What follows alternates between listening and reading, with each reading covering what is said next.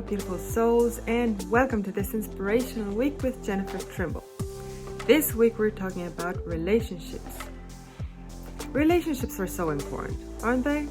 Like, it feels really good when you have that special one that you can share intimate things with, that you can share, those special moments, right? And it is imperative that we start a relationship feeling whole, knowing that we are complete, instead of feeling or believing that someone else is going to complete us. You gotta feel that you're beautiful, that you are lovable, that you're good enough before you even start a partnership. You see, having a good self-esteem is a lot sexier than feeling disempowered or needy. And you've got this. So just think about an area of your life or a topic that you master. That if someone asks you about that, it's like, ooh, I've got this. I'm so good at this. That is how it feels like to have a great self-esteem. So whenever you doubt yourself, just have that little feeling. It's like, ooh, I've got this. Just bring it back. Because I want you to feel good about yourself. Because I know you're good enough.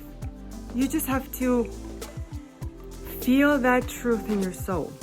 Okay? So, before we continue with 5 important things about relationships, remember to subscribe to my channel and to click on the bell I think it's more or less over here. Click on the bell so that every time I upload new videos, you get notifications. Okay? Good. Let's continue.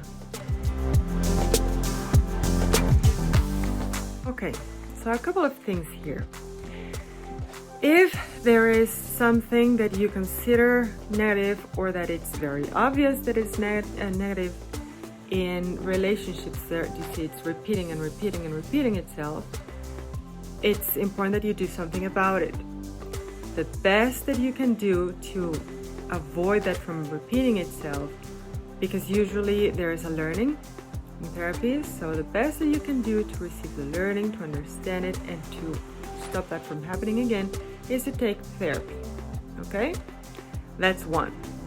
Now, something that I also want to say is that there is this belief that people go to therapy because they are broken. And that couldn't be farther from the truth. People go to therapy as maintenance. Smart people do this so that they don't feel completely overwhelmed in life, and they feel like there's no other option than committing suicide, or they just lose total control over their lives. Okay? Well, maybe the suicide part was a little bit too exaggerated, but it does happen. I mean, that's why they exist. They exist, right? So what you want to do is to go to therapy, take control, learn what you need to learn. And when you're in a therapy, just go to maintenance every 3 months. It depends on your case. Your therapist will let you know how often you need that. And that's pretty much it. Like, if you study people that have great relationships, they all go and take therapy. Either as couples therapy or separately, but they do it. They do it because that's we grow throughout our lives. We grow. And then there are things that happen in life that we cannot control, like someone dying, or you getting ill, or so many things. And therapy is an amazing support so that we don't suffer. We can overcome things easier, flow easier, and continue having a wonderful relationship.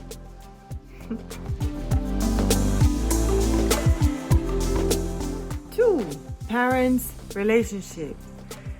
The first school that we had was our home. So remember, we were like sponges when kids, right? So we saw, okay, that's mom, that's dad, this is the way they behave. That's how our relationship works, if they're at home, if not, if they're separate or not. So that's the direct influence that you had. Later on, you have the influence of the world and society and all of that. So just pay attention to your memory. Just go in there to those archives and check if the relationship that you are in, if there's something that you're not liking about it, check if those behaviors are similar to the ones that your parents had when you were little. If it's not your parents, maybe someone very close to you, someone that was around you a lot when you were little, okay? Someone that influenced you a lot. And the best that you can do to resolve that negative influence is to go to therapy. It's,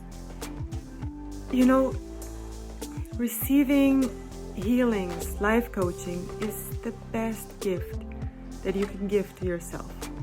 Okay, so keep that in mind and love yourself.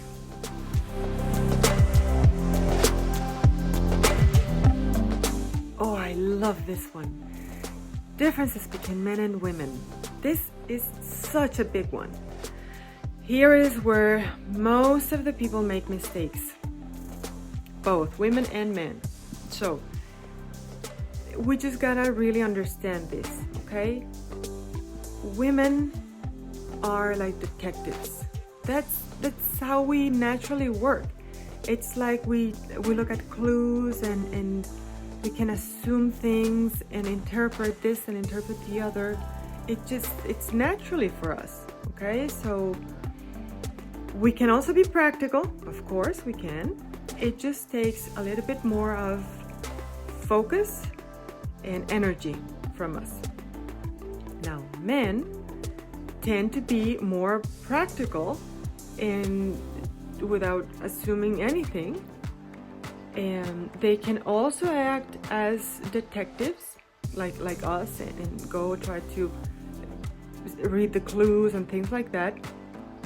But just like women, when we want to be more practical, it takes more energy and focus from them, okay? And this is very basic, like what I'm saying is very, very basic.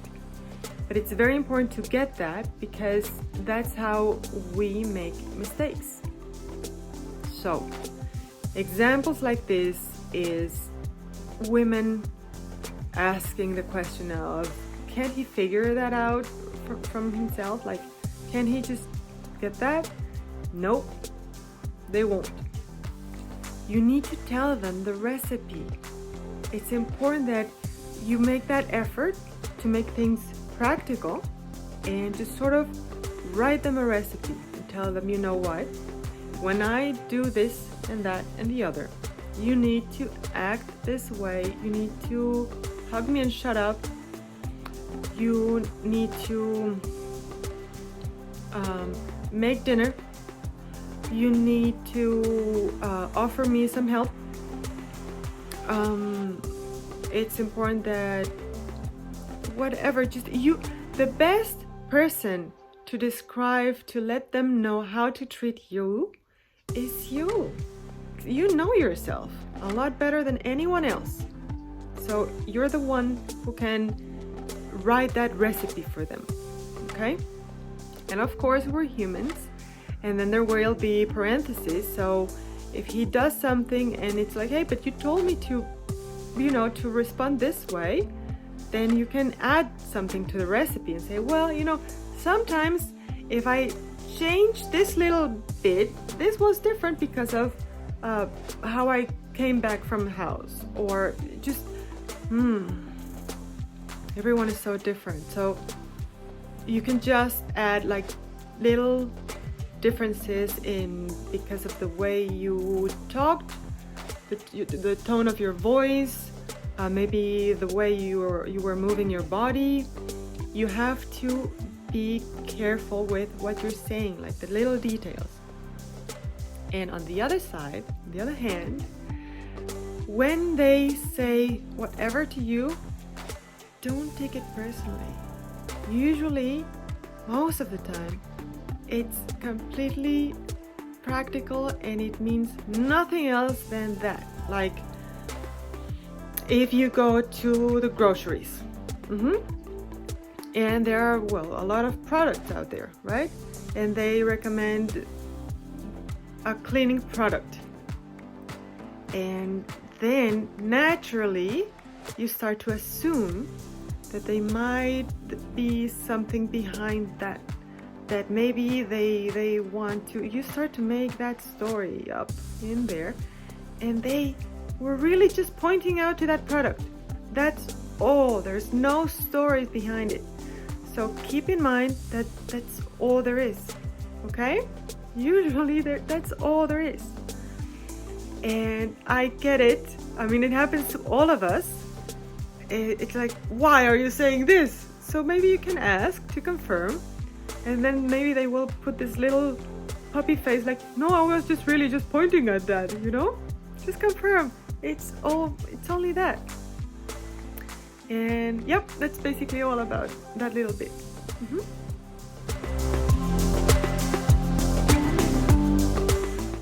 Okay, so talking about recipes, this one is a recipe for failure.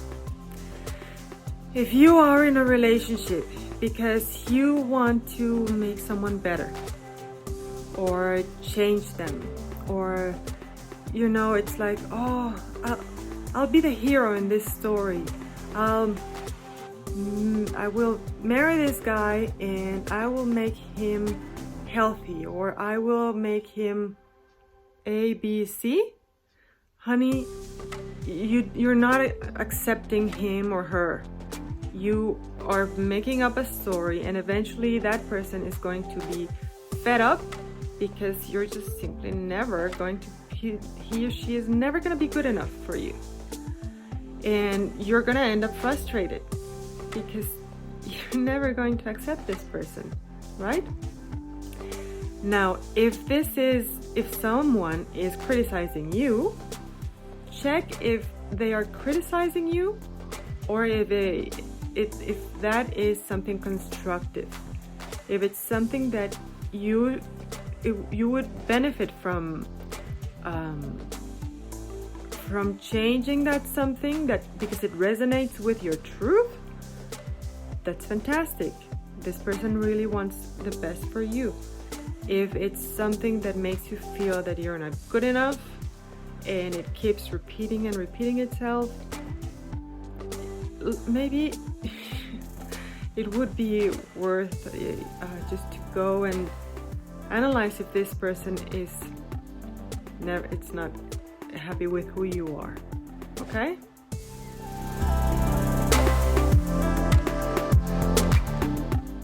Narcissists. If you follow me, you might be an empath or a beautiful, sensitive person, beautiful soul, and people like us are beautiful bait for narcissists. So it's important to know about them, okay? So now it's very important that before we jump into conclusions, we learn a little bit about them, okay? Or a lot about them. So below I will leave a couple of links so that you're better informed. And just a couple of things about them is that there are different types of narcissists. The most obvious ones is the ones that make a lot of show and go like, woo, look at me all the time. That they tend to manipulate things. They tend to lie and then say things like, oh no, I never said that. And oh no, I never said that. And they might contradict themselves all the time, and that has also to do with the manipulation thing. So it's like they sort of want to have control over your mind and have that oh, I confused them. Yes, I've got them. They might organize lots of events or something to celebrate themselves so that people sort of applaud them, because otherwise people wouldn't voluntarily want to see them, because it's exhausting. Of course, as narcissists, nothing will ever be good enough for them. So you are never going to be good enough for them. If they made a mistake, probably they will blame you for that, or someone else. Never take responsibility for that. And of course, if you, I don't know, won a trophy or something, it's actually because of them. Nothing is because, because they never believe that you're good enough. And it's not that they're evil, it's just that they truly believe that they are the best thing that ever happened to humanity. So, if you want something, it's actually because of them that you ended up being wherever you are, right? So yeah, little things like that. Anyways, there are two things that you can do in regards to relationships when you are with a narcissist. The first one, you have to leave them. Now, narcissists do not like to be dumped. They have no problems with dumping you. But being dumped, it's not something that they like. So you have to be very careful with how you do that, because they will want to have some sort of a revenge or just make you pay somehow. And of course, they will tell everyone that they were actually the ones who dumped you and things like that. Just don't engage. Leave them, and that's all. Okay? The second option is that if for some reason, maybe they're family members, or you just have to be with them or see them, then just lower your expectations.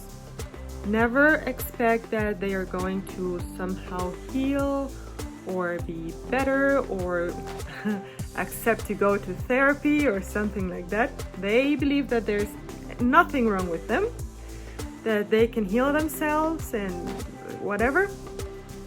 So lower your expectations. They will never believe that you're good enough, and they will make sure that you sort of feel like that. So go to therapy so that you know that you are good enough. No matter what they say, what they do, you are amazing. And yep, just survive them. Be nice. Respect that it's kind of like there is a lot that you can learn from them. You can learn about patience. You can learn about freedom of choice. You can learn about strength.